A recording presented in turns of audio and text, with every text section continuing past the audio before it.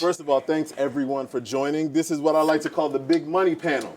We're talking about sports investments. We're talking about the evolution of the sports business. You all know this. The sports business is valued at north of $500 billion to $1 trillion. The industry is booming, and it's changed in so many ways. You've got athletes investing in franchises. You got brands offering equity as compensation to athletes. You got folks like Ryan Reynolds entering the space and storytelling in really meaningful ways. So I'd like to take a step back, and we'll start with you, Gina, and then we'll curl around. We'd love to get an assessment of the sports business more broadly and what you've seen shift in the industry from your seat. So this is awesome. Thanks for having me. What I focus on, what Sports Innovation Lab focuses on, is the fan. And so while the business of sports and the sports investing has been transformed, it's really back to how the fan has changed and how we've seen technology transform this fan. So we have a name for it at Sports Innovation Lab. We call this modern fan the fluid fan. They are not the diehard fan. They want to follow athletes. They have more choice than ever and are empowered to choose. And we look at the data and just the ability to connect with this fan, to bring culture to this fan, and to understand who is this fluid fan as the path to growth for the entire industry, we think is the biggest transformation. And the technologies that bring these fluid fans closer to the athletes that they love, that enable the micro betting that they want to place their prop bets, that enable the D2C merch they want to buy, it's those technologies and the data about who they are that I think has really transformed the industry, and the industry is trying to keep pace with this fluid fan. Go to you next, Casey. What was the question? Step back. What is your macro assessment of the evolution of the sports business? Valuations keep going up, which is what we're going to be talking about in this panel. We were talking about before we came out that the assets, the traditional assets that you see, the pro sports team, the NFL teams, obviously it's opened up, as we've all seen, private equity. But I think that the next circle outside of the NFL, NBA, MLB, like where I live in college sports, women's sports, I think that next circle of asset valuation and asset creation is really growing. And I think we're going to see a lot more infusion of private capital coming into those spaces that we haven't seen before. We'll double click on the college bit in a bit, because I definitely want to unpack that a bit. Adrian, what's your assessment? Yeah, no, at Publicis Sports, we always say that at the intersection of sport and entertainment, it's culture, right? And in order for you to have the most relevant and meaningful purpose within that, it's imperative that you tap into authentic voices. So what we're seeing right now is the rise and the evolution of athletes owning their voices, right? So when you think about podcasts, when you think about all the things that they're investing in and how their voices are being utilized now, that's where a lot of the growth is ultimately happening, and that's what we're seeing really drive a lot of the investment and narrative. Sir? I mean, I think sort of piggybacking off of what everyone said, like diversification of sports has been a huge thing. It's in part because you need to reach new fans, and new fans want different things than they used to want. It's in part because celebrities, artists, athletes, actors want to own a piece of the pie, and they can't do that in the NFL, and they can't do that in the NBA, so where else are there opportunities? It's because after all of these years, people are finally paying attention to women's sports. I have a short list of everyone who's ever told me women's sports won't work. I'm keeping notes. But, we're starting to see a lot of the things that, a bunch of us have been predicting in the industry for a long time actually happen in real life. And that's where you're starting to see things actually get interesting and fun for both fans, owners, and brands alike. So I want to stay with you. You talked about predicting where the sports industry is going to go. Forever, the sports business has lived very separate from the culture of sports. When I talk about the culture of sports, I'm talking music, fashion, creator economy, the whole thing. Boardroom has found this wonderful intersection at business and at culture. And you all, from my seat, are super differentiated and the best at it.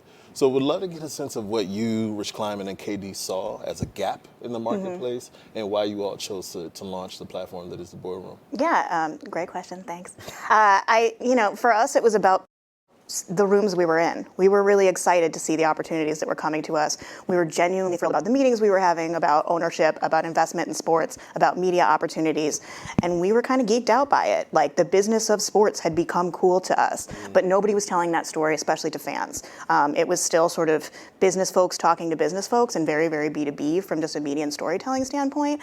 And we knew that the modern day sports fan wants to know what their favorite athlete is investing in. They kind of want to know what goes on in a front office. They want to know what their favorite teams are doing behind the scenes. Like, the money matters to them. They care about all of that stuff, and nobody was really speaking to them in that way, and we thought we could bring that to the table.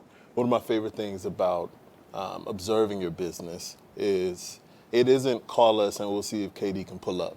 People are calling to work with the platform that is the Boardroom. Can you kind of unpack how you all were able to build a business anchored around an athlete, a world-class athlete, but differentiated in the way that you have? I mean, listen, Kevin and access to Kevin opens doors. There is no denying that. He is a huge athlete. If somebody says, I'm calling from Kevin Durant's company, they're probably going to take your call. Like, it helps to start a business that way. But the reality is that the kind of person that Kevin is, he wants to be the force behind things, not the face of them. And we knew that going in. We knew that there was going to be sort of limited stuff he was going to be interested in being on camera for. We knew that, he was going to promote the brand, but he was going to do it his way. He's always been his person. And we built the brand with that in mind, so that, if 3 or 4 years in, people were just calling us and only wanting Kevin, not wanting Boardroom, we were doing something wrong. Adrian, so you hold this executive role at a company that really unlocks a significant amount of investment, particularly in sports. So if y'all weren't friends before this panel, I hope that he got a back. No, We're not. We are now. peoples. Okay. We've been here. Say less. So you are a conduit to hundreds of millions of dollars of investments across the sports industry. We're far removed the Roblox digital display 728 by 90. There's so many ways to invest in sports. There's so many different formats. There's so many different channels. What are you seeing work, and what types of discussions are you now having with brands that you weren't having 5 years ago? Yeah, that's a great question. I think that what we're seeing right now is the convergence of where sports marketing and sports media is actually talking to each other. Interesting. Right? So it's no longer just the sports marketing team operating within a silo, the media team operating within silos. How does everything work together, right? Because as we know, within sports, there's no need, and there cannot be any dead ends within the ecosystem, right? That consumer journey has to speak to each other. So not only are we looking at, okay, what the signage looks like in an arena or in a stadium, we're also looking at what's happening on social. How does social and content via the Boardroom or whomever it is actually working to now engage with that respective audience in different ways. So now it's not so much that we're operating in two different lanes. Everyone's coming together and understanding that if you're going to reach that audience, it's imperative that you reach them at the same time with the right message at the right time in different areas in which they're showing up. So that's where I think a lot of that is happening from a sports media investment perspective. Are you finding that the brands that you work across from your seat are receptive to these new formats and to this convergence that you referenced? Yeah, I think it takes a little bit of time, right? I think one of the things that we all understand is that with change, it takes time, right? Everyone's not as receptive to change. So it's also changing behaviors, right? So when you're changing behaviors, everyone's gonna almost take baby steps, right? But those baby steps become large steps. And that's where we're at right now, and kind of pushing that narrative forward to assure that everything is working together and everything is coming together to kind of reach that audience. Gina, for you, sports and tech have this symbiotic relationship at this point. I remember in 2016 when I was at Twitter, we struck a deal with the National Football League, and live Thursday Night Football was on your Twitter timeline. So while you're talking shit to your homies about why their team stinks, you can actually watch the game with the same experience. The industry has been revolutionized by big tech, right? There are live events on Apple, on Amazon, on Google, on Netflix. Aside from that, the data that is available is so much richer. You've got artificial intelligence, you've got VR, AR, all types of new shit as a function of innovation, disruption, and tech. You sit at the forefront of that. Would love to see what you're seeing Yeah, I think on the big tech, the Google, Amazon, Apple, right now there's a heavy focus on the streaming wars. And what we saw at Sports Innovation Lab, we can look at the purchasing data of more than 140 million US consumers, and we analyze their streaming behaviors and their subscription behaviors. And what we find is that, one, not all sports fans are created equal when it comes to the value of their streaming. So we know sports bettors typically subscribe to between 4 to 6 OTT networks and a lot of sports-specific OTT networks. We know that the average consumer is feeling massive saturation and subscription fatigue. They're down to 1 to 2. Women's sports fans 2 to 4 because their shit is so fragmented and it's all over the place. And so these big tech players realize that sports is the differentiating factor. Those rights are worth it. Amazon ponied up $1 billion a year for the Thursday night football. So they're going after these high value different sports fan groups. Then combine that with your point to the data that they know about those consumers.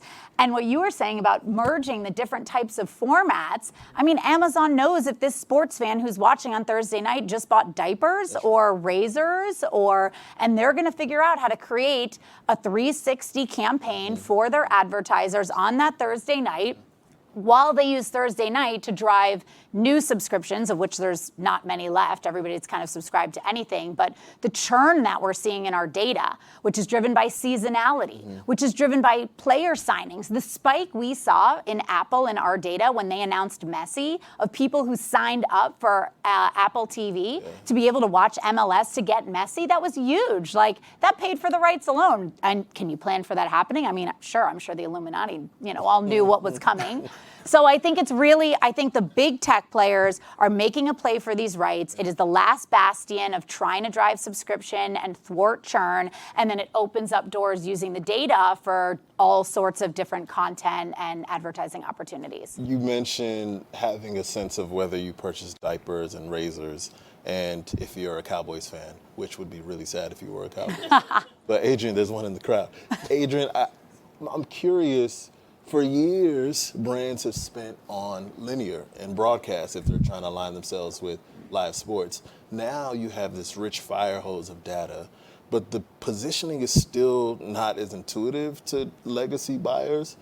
Are you finding that these brands are like, no, actually, I do want that it's unfamiliar, but I understand the value proposition that it offers?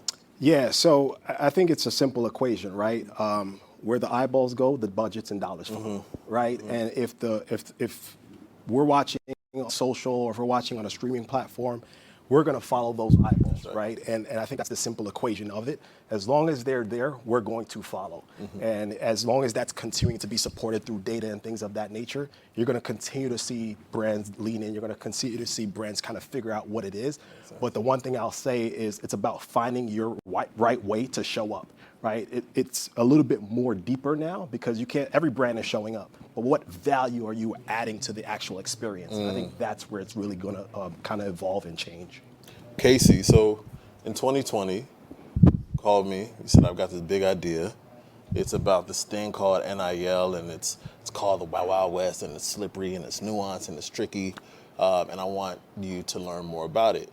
And I remember leaving, and my head was spinning a little bit. I'm like, yo, there's no way that gets solved. Was it because of what we were drinking? Or? I think it was that Tacoma Park, yeah. It was the Casamigos. But I do. Why y'all laughing so loud? No sponsors. Yeah. Cut your check. And I remember thinking two things. One, that dude's on to something. But two, it's going to take a lot of change in the industry for people to recognize the opportunity that exists in and around NIL. You solved it. Would love for you to talk about the space more. Yeah. It's funny sitting here, Adrian, you're talking about baby steps with consumers. Gina's talking about the fluid fan, and I was just thinking about in college, and I say this with respect to clients, friends, athletics directors, conference commissioners. College is at least a decade behind. Wow. And when we got the tequila brand that shall not be named that night, it was like the basic premise. So I'd spent my career in the NFL world, sports media at Fox Sports, and then the NFLPA, and it was like, okay, so I spent my career seeing how commercially economic decisions are made at the NFL, right? The National Football League, like the other professional leagues, they obviously compete with one another, but it's commercially or economically rational. College sports is just not. And that's not an insult to anybody in college sports. It's truly, if you think about the two things that drive college sports, it's philanthropy, AKA donors, AKA I want to go to the bar and brag to my buddy that I gave more money than he or she did, and recruiting. And both of those are economically irrational activities, and those drive every decision on these campuses. And then you throw in this economically rational thing of commercial rights of athletes. And then the commercial rights are eventually going to be, and we're on the cusp of employment or quasi-employment. So the idea was, okay, economically rational change coming into this economically irrational system.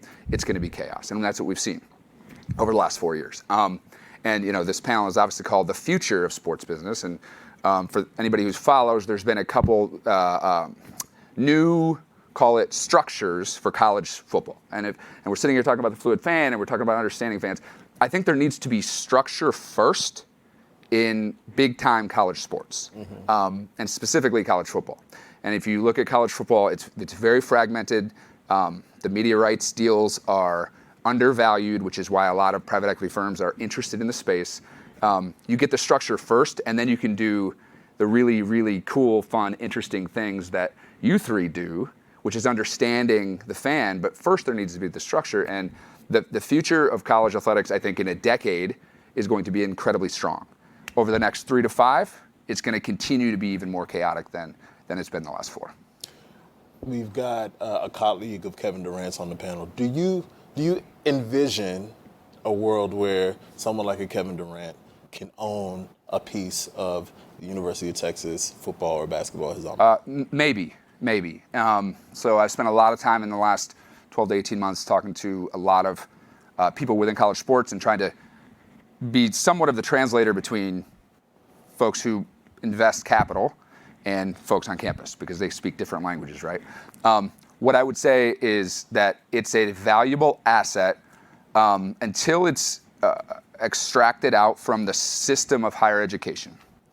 I don't see private capital coming in, because you have these two North Stars right now, where you have presidents and chancellors, rightfully so, in my personal opinion, focused on non-economic factors like the student athlete, the student welfare of the whole student body, and the athletes happy to be students. If there's a world in which it becomes extracted out, and I'm talking about college football, potentially basketball, men's, women's, then yes. And there's been a lot of different models around that. Then you could do anything you could do with a typical NewCo, right? A typical privatized for-profit NewCo. You could have outside investors, you could have board members, you could have alumni, and they could put in capital. It just gives a lot more flexibility. But until you extract that commercially, the engine that drives the commercial North Star of college athletics, you have this like constant push-pull between these two North Stars. Last question on that. If you had to guess, how far away are we from a world where college football gets pulled aside as a separate entity, which allows in that injection of private equity? I think it's further than some people would like it to be, who are putting together these proposals. And I've spoken to these folks, and they see the value. I see the value too. I think it's going to be a long road. I do think going back to the commercial rights, aka NIL, which is the track today, but I think about it as commercial. It's a continuum between commercial rights to employment rights, and we're like here. I think that's going to be a driver of the extracting college football out, because the moment the athletes are determined to be employees, capital E employees, well, now you have to approach the whole system differently. That's right. They, like a college football player is not the same type of employee as somebody who is a professor at a university. And that's going to happen, in my opinion. I think a lot of people think it's going to happen. The day that happens, the timeline accelerates. But until then, it's going to be, you're going to have the people who are longing for the days of old standing in the way. So quick show of hands, we'll shift to media rights a bit. Who has watched SportsCenter in the past week, the past 7 days? Show of hands. Watched an episode of SportsCenter in the past 7 days. Okay. Who in the past 2 hours has watched at least 5 sports highlights on social? Oh, that's interesting. I figured I'd see more heads. Gino, I want to toss it to you. Growing up, I used to watch SportsCenter every night, and that has changed significantly because the consumption experience lies in the palm of your hand at this point. I'm curious to get your perspective on this disruption and this innovation that we're seeing in and around sports consumption, and what does it mean from a data and insights perspective? I mean, it's been happening. We look at women's sports, for example, where you couldn't be a lazy sports fan and you couldn't turn on Sports Center because they weren't covering it. So they've always turned to alternative channels to get their clips and their content. And then when you think about emerging sports, again, that's where the growth is happening. The growth's in women's sports. The growth's in cricket. The growth is in, women's soccer. The growth is in a lot of new formats of leagues. So a lot of these emerging sports never even got the opportunity to have some of those major broadcast shows. So as you see these new fans coming in, supporting these sports sectors and leagues and non-traditional sports, they've kind of grown up with having to find these other ways of content consumption, mixed with the fact that this new fluid fan, as you said, is hungry for it that way. They're saturated with media all coming at them all the time. They want it on their terms. They want it from the athlete sometimes. They want to see the drip that's being worn down the tunnel. The drip. Yeah, they want to see it all. The Riz, right? We were playing the drip, the Riz. Like, they want to see it. And so I think what technology and innovation, and again, we're talking about the future, is going to be brands and properties getting savvy about using data to understand what they care about. Again, if they're buying diapers, then they probably care about something different. That's right. Like, so who are they? What do they care about? Are they there for the fashion? Are they there for the music? Are they there for the scores and stats, maybe? What are they there for? What do they care about? Are they driven by winning? Are they driven by their values? What are they there driven for? What do they care about the sport? And then working from the fan kind of backwards to design those experiences and figuring out what the right channel is, and then letting technology, as it continues to evolve, offer you up that platform with the right partner. Love that. Okay, I promise this is the big money panel, I would say. So we're going to talk big money things. I'm putting you all on the spot. It's rapid fire. As you know, with rapid fire, I require a rapid answer. Right? Okay, so we'll start with you. I'm giving you 500 M's. I'm giving you $500 million to invest in any sports asset that you choose. What are you investing in? I'm finding the right NFL property, despite what we've been talking about, that has the ability to go either renovate or build a new stadium and to do real estate and hospitality around it. Gina, what you got? Women's volleyball. Ooh, okay. Shout out to women's volleyball. Yep. Adrian, what you got? You already got the money, but assuming I give you a separate 500. Give me a separate budget. Yeah. Okay. So the separate budget, I'm probably taking it to invest in women's sports, but on the grassroots level, because I feel like for the future, it's about the infrastructure. Nice. So it's You about did the that. You did infrastructure. that. No, you did Yeah. that. Nice. Sarah, you got to follow up that.